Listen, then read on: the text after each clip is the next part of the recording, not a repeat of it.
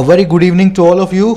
आप सभी प्यारे व्यूअर्स का वार्म वेलकम है वाईडी की एडिटोरियल क्लास में। मेरा नाम है अमन बहल।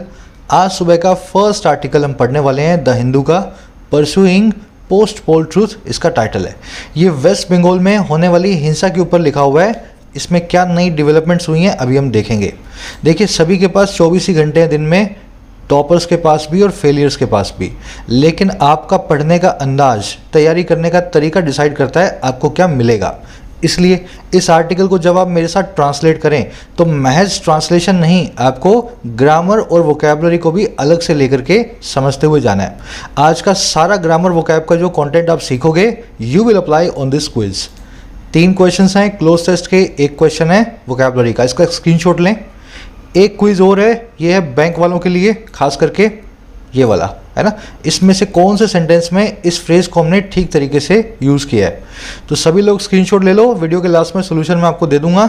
चलिए शुरू करते हैं, आइए कुछ नया सीखते हैं।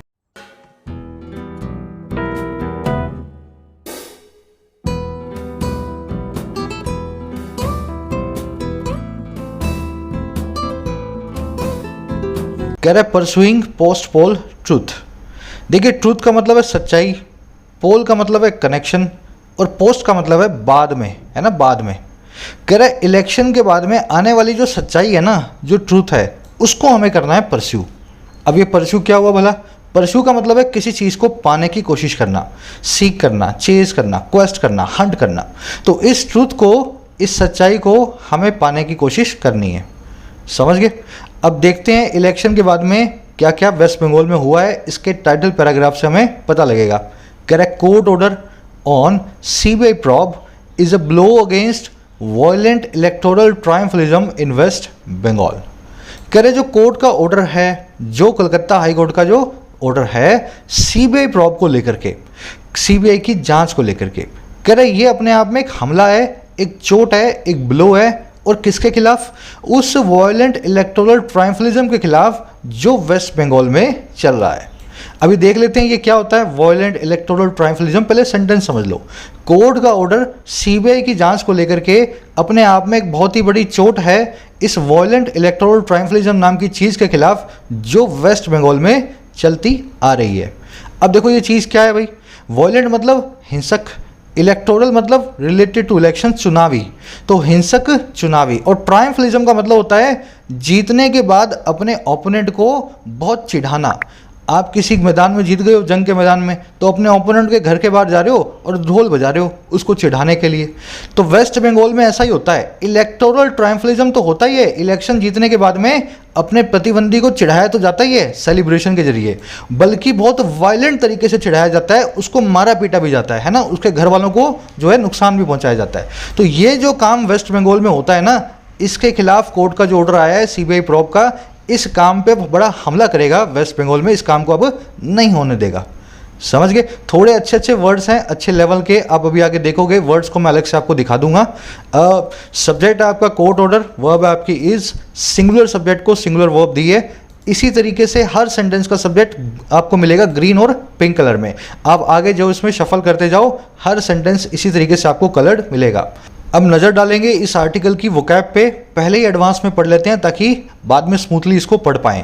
राइटिंग स्किल्स का कोर्स अवेलेबल है ऐप के ऊपर, 699 इसका प्राइस है, अभी 499 में चल रहा है आपकी रिक्वेस्ट पे, है ना।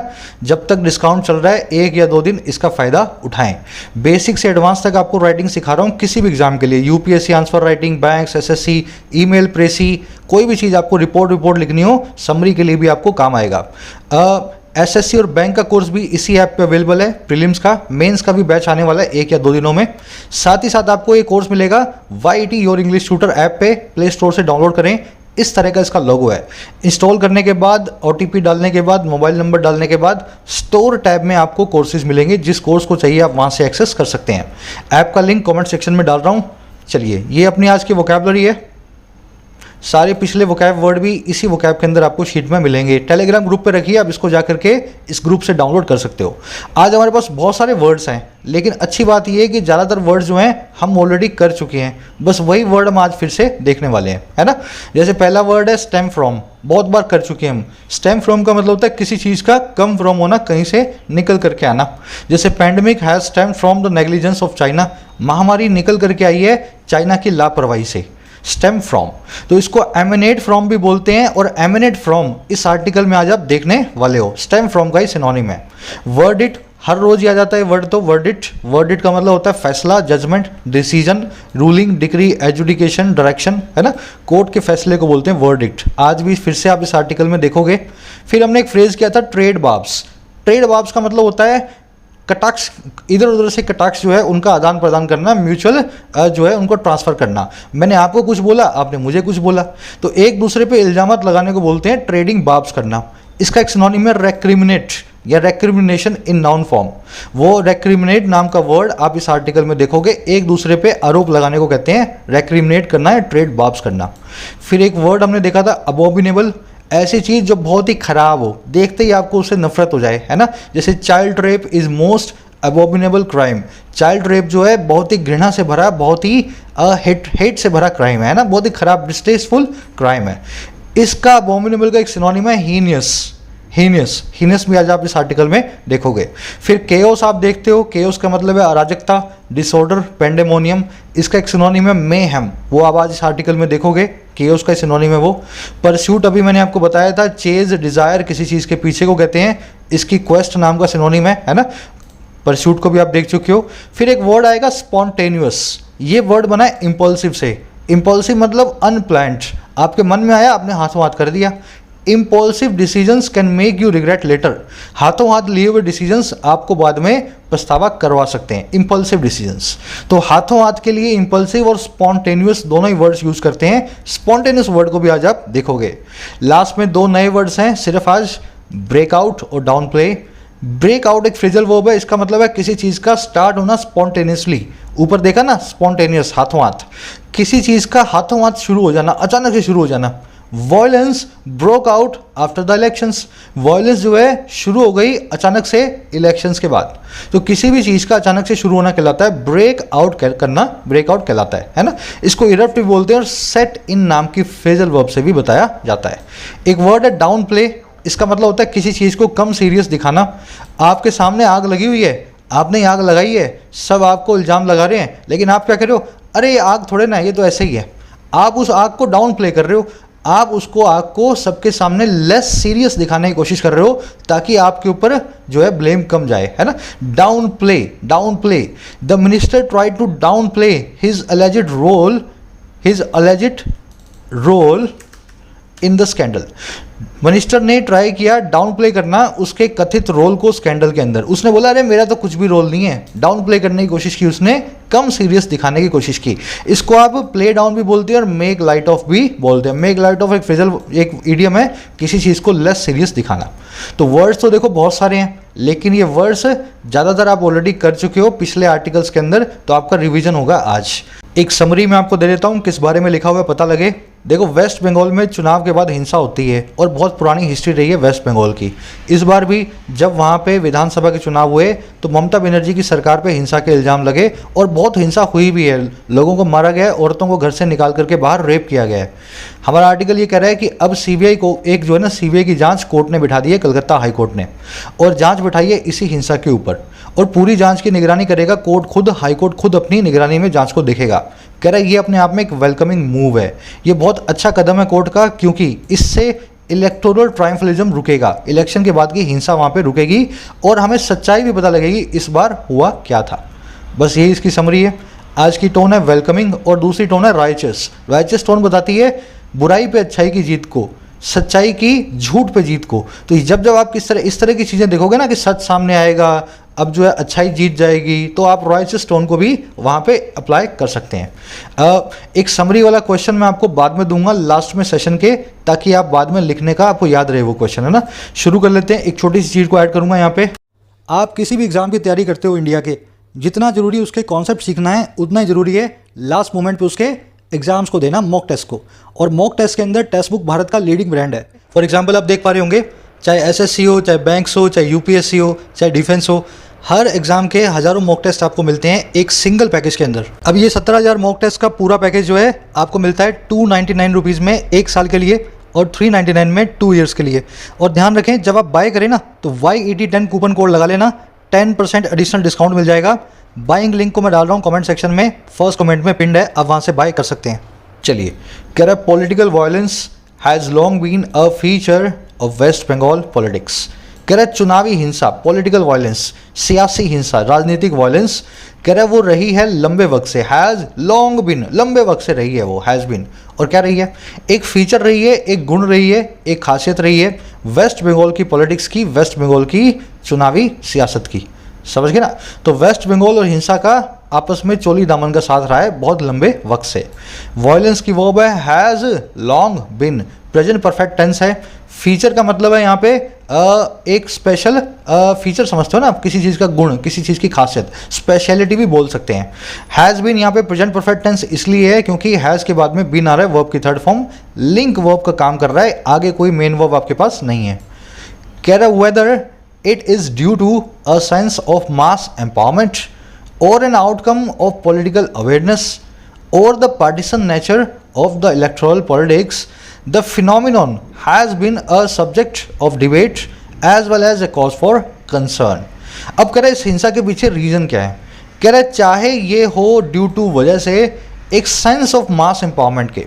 देखिए, सेंस का मतलब होता है फीलिंग, मास का मतलब होता है पब्लिक, एम्पावर्ड का मतलब होता है सशक्तिकरण। कह रहे चाहे ये हिंसा होती हो, वजह से होती हो, ड्यू टू होती हो, सारी पब्लिक की मास एम्पावरमेंट की फीलिंग से। आपकी पार्टी जीत गई हो, जिसको पार्टी को आपने सपोर्ट किया था, अब आपका पूरा समाज जो है एम्पावरमेंट फील कर रहा है, आपने दूसरे समाज जो हरा है उसको जाकर के हिंसा का शिकार बनाया। चाहे तो इस वजह से होती हो, और या फिर ये हो एक आउटकम, एक नतीजा पॉलिटिकल अवेयरनेस का, सियासी अवेयरनेस का। अवेयरनेस का मतलब होता है चीज़ों के बारे में आपको पता लगना, है ना। और या फिर ये हो पार्टीसन नेचर की वजह से, उस बायस्ड नेचर की वजह से जो है इलेक्टोरल पॉलिटिक्स का, चुनावी पॉलिटिक्स का। कह रहे चाहे तीनों में से किसी भी वजह से हो, ये जो फिनोमिनन है ना, ये जो घटना है, ये जो बंगाल में पॉलिटिक्स के अंदर जो हिंसा है, कह रहा है ये रही है एक सब्जेक्ट, एक मुद्दा, डिबेट का, बहस का, साथ ही साथ ये एक कॉज भी रहा है, एक कारण भी रहा है कंसर्न का, चिंता का। समझ गए। थोड़ा लंबा सेंटेंस है पर बड़ा आसान है। एक बार मैं रिपीट कर रहा हूँ, फिर इस सेंटेंस के स्ट्रक्चर को खोल के बताऊंगा। चाहे तो सेंस ऑफ मास एम्पावरमेंट की वजह से हुई हो, आपको लगे कि आपका समाज अब सशक्तिकरण हो गया है, आपका जो है आदमी जीत चुका है ना। या फिर ये एक पॉलिटिकल अवेयरनेस का आउटकम हो, और या फिर ये एक बायस्ड नेचर हो वहाँ की इलेक्टोरल पॉलिटिक्स का। कह रहे तीनों में से कोई भी रीजन हो, ये हिंसा का फिनोमिनन जो है ये हमेशा से एक मुद्दा रहा है डिबेट का, और साथ ही साथ एक कारण भी रहा है कंसर्न का, चिंता का। अब देखो सेंटेंस की स्ट्रक्चर। इट की वर्ब है इज, इट आया है पॉलिटिकल वायलेंस के लिए। ड्यू टू का मतलब होता है because of, owing to, on account of, की वजह से, है ना, ड्यू टू। आउटकम का मतलब है नतीजा। पार्टीशन मतलब है बायस्ड, पार्शियल, सेक्टेरियन।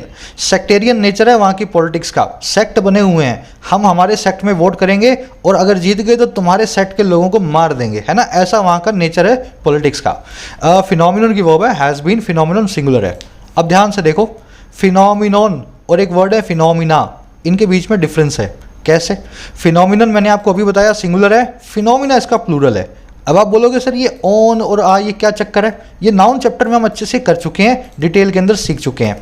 कई नाउन्स ऐसे हैं जिनके पीछे ऑन आता है तो वो सिंगुलर होते हैं, उस ऑन को निकाल दोगे, अगर ए लगा दोगे तो वो प्लूरल बन जाएंगे। ये सभी नाउन्स ऐसे ही हैं। क्राइटेरिया प्लूरल है, क्राइटेरियन सिंगुलर है। पोडिया प्लूरल है, पोडियम सिंगुलर है, पोडियम मतलब मंच। स्टेडिया प्लूरल है, स्टेडियम सिंगुलर है। बैक्टीरिया, कोरिगेंडा, अडेंडा, ये सब वर्ड्स इसी तरीके से चलते हैं। नाउन चैप्टर को आप अच्छे से देखना, उसमें इसको हमने डिटेल में कवर किया हुआ है, ठीक है। अब इस पे क्वेश्चन बनेगा आज के क्विज का। चलो आगे बढ़ते हैं। कुछ लोग मुझसे पूछते हैं सर पूरी ग्रामर कब करवाओगे? देखो ग्रामर हो चुकी है, आप लेट आए हो चैनल पे। होम पेज पे जाओ, होम पेज पे ही ऊपर आपको मिलेगी ये वाली प्लेलिस्ट कंप्लीट इंग्लिश ग्रामर की।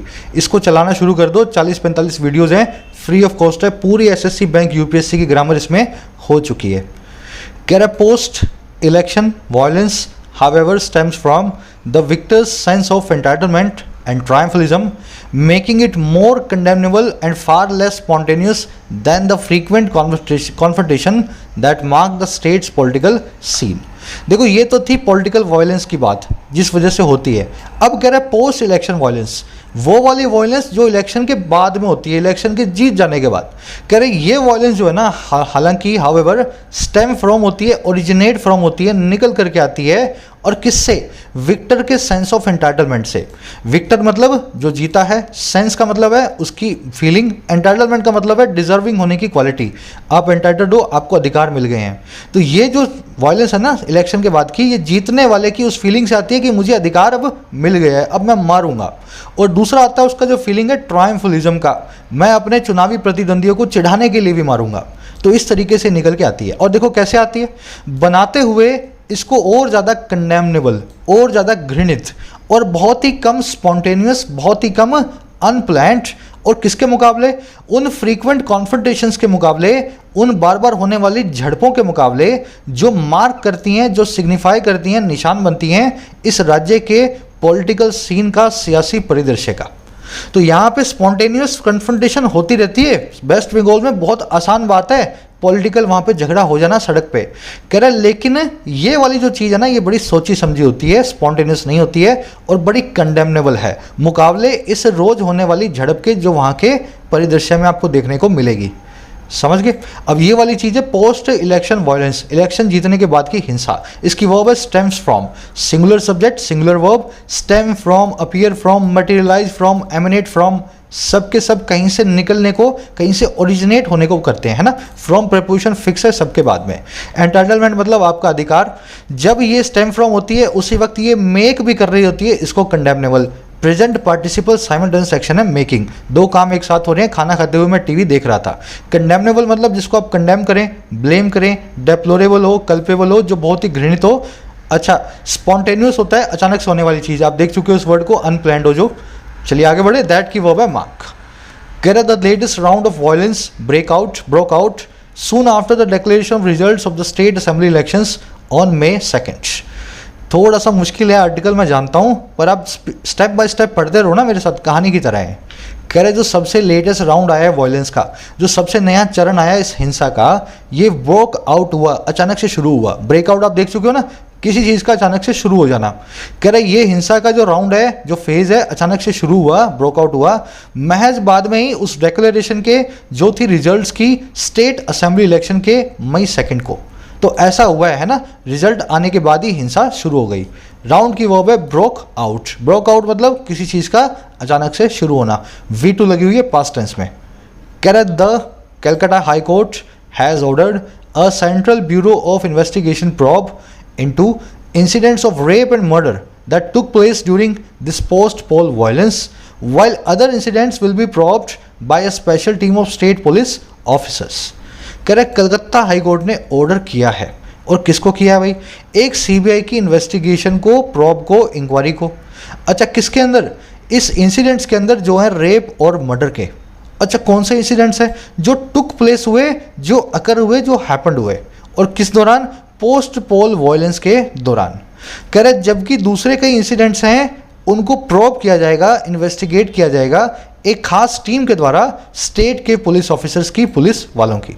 तो कलकत्ता हाईकोर्ट ने ये बोला है, रेप और मर्डर के केसेस जो हैं सीबीआई की एक जांच टीम बैठेगी, वो करेगी हमारी निगरानी में, और बाकियों को हम स्टेट पुलिस ऑफिसर्स की निगरानी में सारे जो है ना दूसरे कारनामों को देखेंगे, क्राइम्स को देखेंगे। कोर्ट की वर्ब है हैज़ ऑर्डर्ड।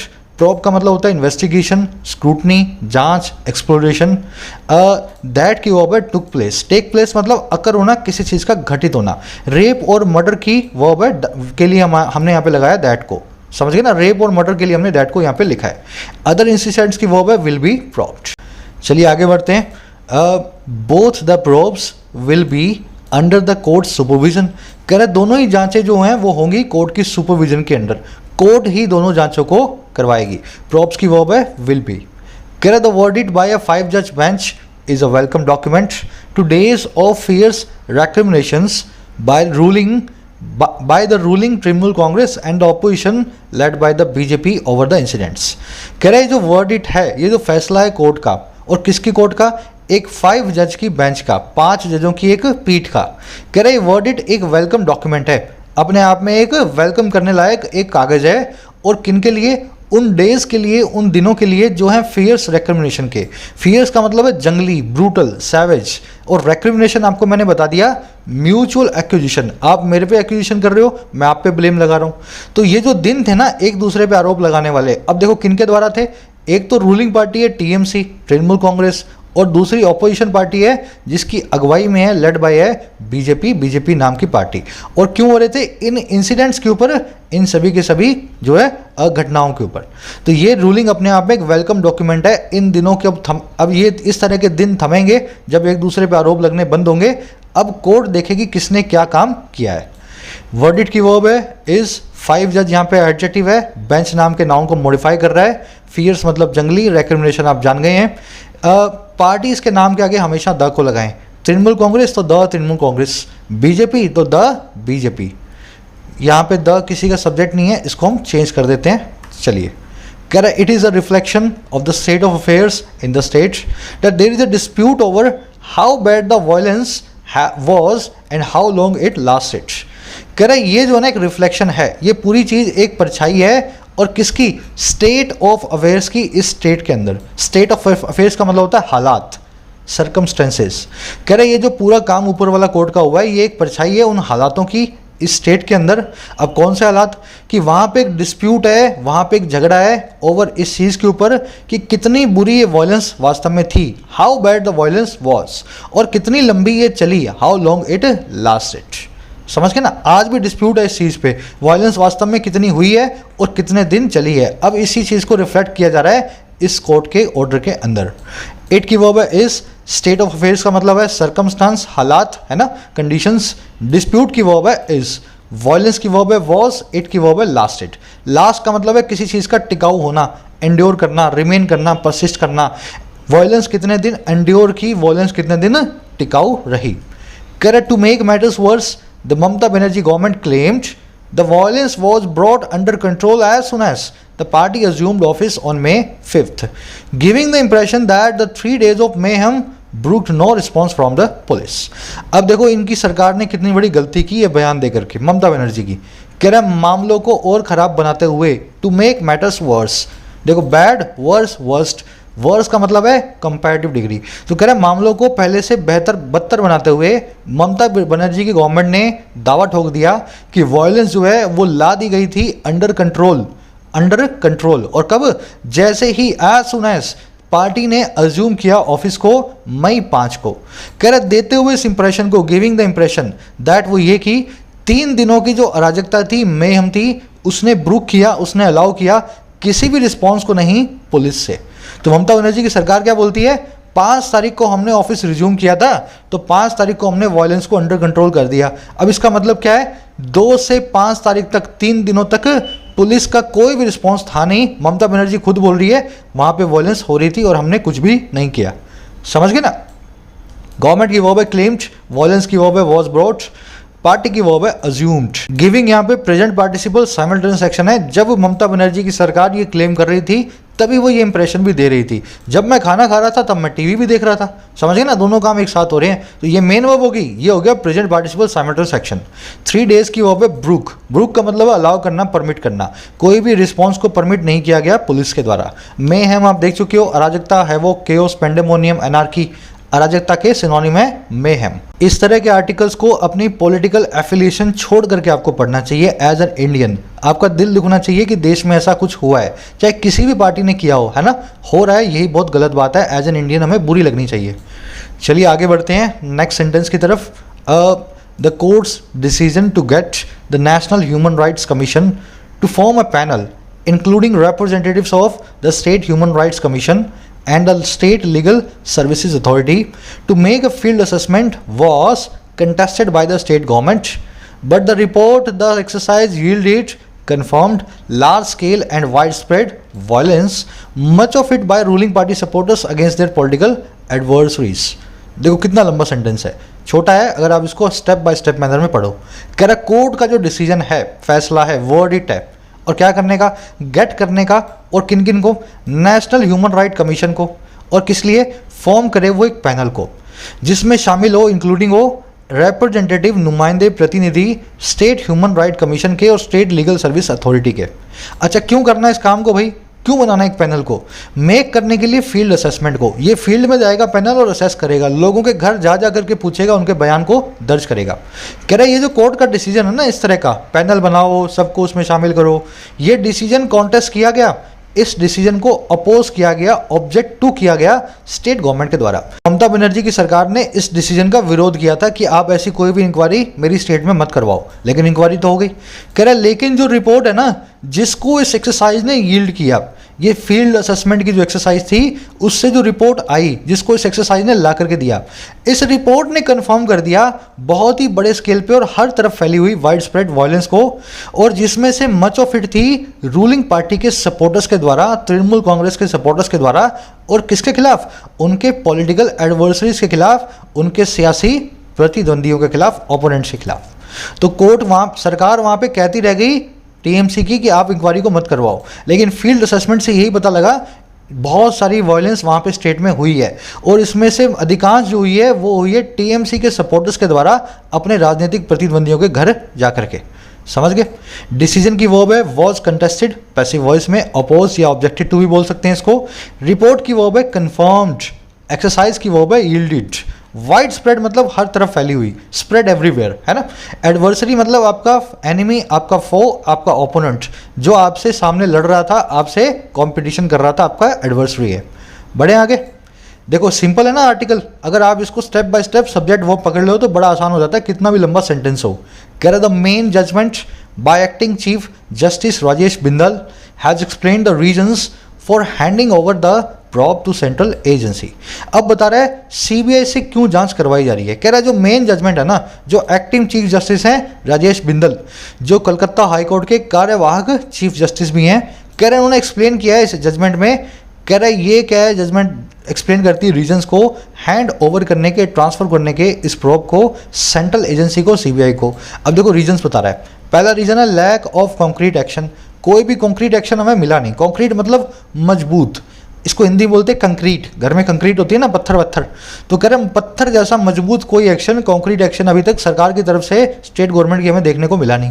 दूसरा है absence of FIR, first information reports की एब्सेंस भी मिली, ज़्यादा एफआईआर जो है सरकार ने करवाने दी नहीं किसी को। और तीसरा और डायलेटेड वन रजिस्टर्ड, जो रजिस्टर हुई हैं वो बहुत कमज़ोर हैं, डायल्यूटेड हैं, वीकेंड हैं, किसी ने अगर ज़बरदस्ती की तो उसकी आधी सी एफआईआर को इन्होंने लिखवा लिया। अच्छा, और कब? After a committee pointed out such cases, जब एक कमेटी ने पॉइंट आउट किया इन केसेस को, पूरी कमेटी बनी थी, उसके कहने के बावजूद भी बड़ी कमज़ोर सी एफआईआर को लिखा गया। और बाद में मिली टेंडेंसी, वो आदत, वो हैबिट जो थी डाउन प्ले करने की, कम सीरियस दिखाने की बहुत सारे केसेस को। किसी का मर्डर हुआ है और वहाँ पे दिखाया भाई ऐसे ही हो गया है, तो है ना, इस आदमी का मर्डर नहीं हुआ, इस आदमी को तो हार्ट अटैक आया है, तो इस तरह से डाउन प्ले किया गया बहुत सारे केसेस को। समझ गए ना? तो ये मेन जजमेंट में सारे रीजंस लिखे हुए हैं क्यों इस जांच को सीबीआई को दिया जा रहा है, स्टेट गवर्नमेंट की पुलिस से नहीं करवाया जा रहा। जजमेंट की वो एक्सप्लेन्ड, ये आप देखते हो, इसको बोलते हैं क्या? कॉलम। कॉलम के बाद में आपको एक लिस्ट मिलेगी आइटम्स की, तो ये लिस्ट ऑफ आइटम्स हैं, पहली ये, दूसरी वो, है ना।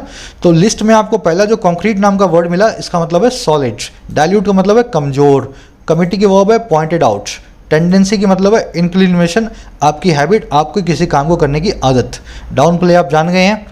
कह रहा further when faced with allegations of police apathy and inaction only an investigation by an independent agency will inspire confidence।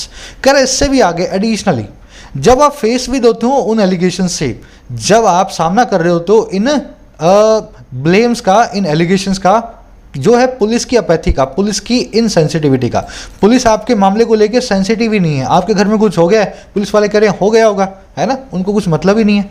और पुलिस के इन एक्शन से, पुलिस जो कह रही है हम कुछ भी करने को तैयार नहीं है, कह रहा है जब ऐसे एलिगेशंस आपको मिलते हैं, महज एक इन्वेस्टिगेशन जो है ना, एक इंडिपेंडेंट एजेंसी के द्वारा, वही इंस्पायर करेगी कॉन्फिडेंस को। ऐसी इन्वेस्टिगेशन को कोई बाहर की संस्था आकर के करे स्टेट के अंदर, तभी लोगों का इस इन्वेस्टिगेशन में विश्वास या यकीन होगा। इन्वेस्टिगेशन की वर्ब है विल इंस्पायर, अपैथी का मतलब है इनसेंसिटिविटी, फेस्ड विद मतलब सामना करते हुए, एलिगेशंस का मतलब है आरोप, ब्लेम्स। कह रहा है in a separate opinion justice I P. Mukherjee said that there was nothing to show that ruling party intended to promote political violence, but agreed that the CBI probe was needed to ensure a fair investigation into heinous crime।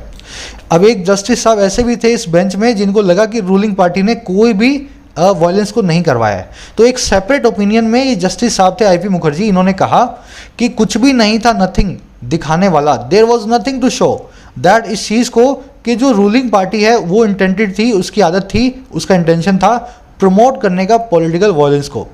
कह रहा लेकिन ये साहब जो है agree भी हो गए, इस बात को मान भी गए कि सीबीआई की प्रोब बड़ी ज़रूरी है, नेसेसरी है, नीडेड है, पक्का करने के लिए, गारंटी देने के लिए, इंश्योर करने के लिए एक निष्पक्ष जांच को, फेयर इन्वेस्टिगेशन को इन हीनियस, इन घृणा भरे, इन अबोरेंट, इन अबोमिनेबल क्राइम्स में। तो उन्होंने बोला मानते हैं, हमें नहीं दिख रहा कोई भी जो है तृणमूल कांग्रेस के किसी आदमी ने कुछ क्राइम किया है, लेकिन फिर भी हम अग्री करते हैं सीबीआई से ही जांच करवाई जाए ताकि निष्पक्ष जो है पूरा का पूरा फैसला निकले। मुखर्जी साहब की वर्ब है सेट, नथिंग की वर्ब है वॉज, देयर से क्लोज शुरू हुआ है इसलिए वर्ब के बाद सब्जेक्ट रखा हुआ है। रूलिंग पार्टी की वर्ब है इंटेंडेड। मुखर्जी साहब की दूसरी वर्ब है बट कंजंक्शन के बाद अग्रीड। प्रोब की वर्ब है वॉज नीडेड पैसिव वॉइस में। हीनस आप जान गए हो, घृणा भरा, अबोरेंट, डिस्कस्टिंग।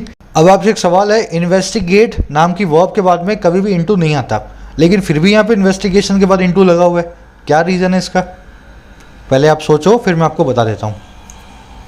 चलो ध्यान से देखो, इन्वेस्टिगेट नहीं है, इन्वेस्टिगेशन नाम का नाउन है।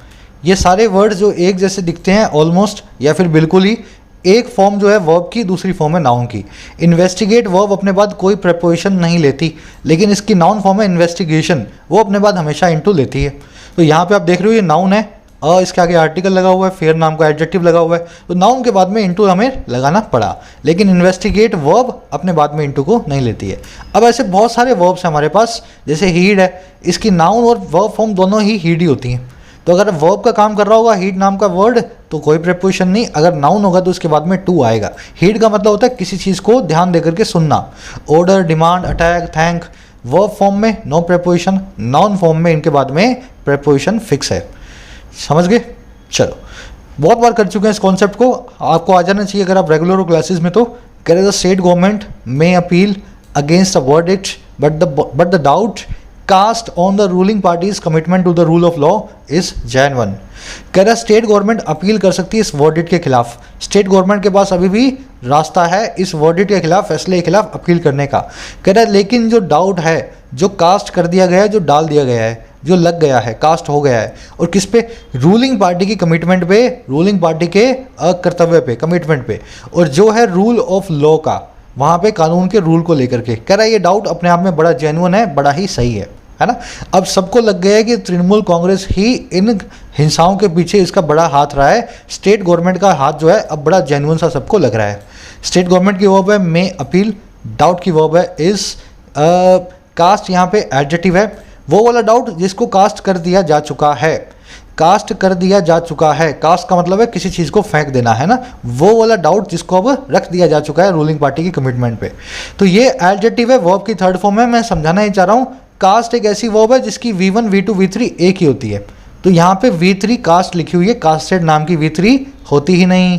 तो कास्ट, ब्रॉडकास्ट, टेलीकास्ट, सब की सब वर्ब्स ऐसी ही हैं जिनकी V1, V2, V3 एक ही है। Spread, burst, split, wed, bid, cost, read, cut, put, ये सभी इसी कैटेगरी की वर्ब्स हैं। वर्ब चैप्टर में मैंने आपको डिटेल में करवाई हुई है। याद रखें इन वर्ब्स को कभी भी V1, V2, V3 में फॉर्म को चेंज नहीं करना है, ठीक है।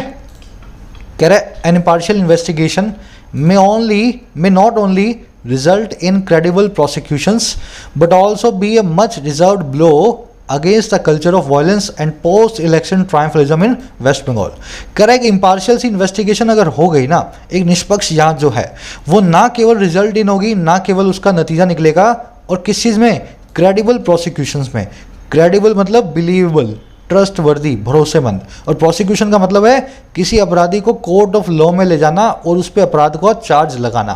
तो ना केवल इससे सही तरीके से चार्ज लगेंगे, केसेस बनेंगे अपराधियों के खिलाफ भरोसेमंद तरीके से, बट ऑल्सो साथ ही साथ ये होगा एक बहुत ही डिजर्व्ड, बहुत ही ज़्यादा नीडेड वो वाला ब्लो, वो वाली चोट जो है उस कल्चर के खिलाफ, जो है वायलेंस का, और इलेक्शन के बाद में होने वाली ट्रायम्फलिज्म का वेस्ट बंगाल में। तो आगे के लिए लोगों को सबक मिल जाएगा कि अगर वायलेंस की तो कोर्ट अपनी इंक्वायरी बिठाएगी और आपको सज़ा देगी, और इस बार बहुत अच्छे तरीके से प्रोसिक्यूशंस होंगे, भरोसेमंद तरीके से गुनहगारों को सज़ा भी मिलेगी।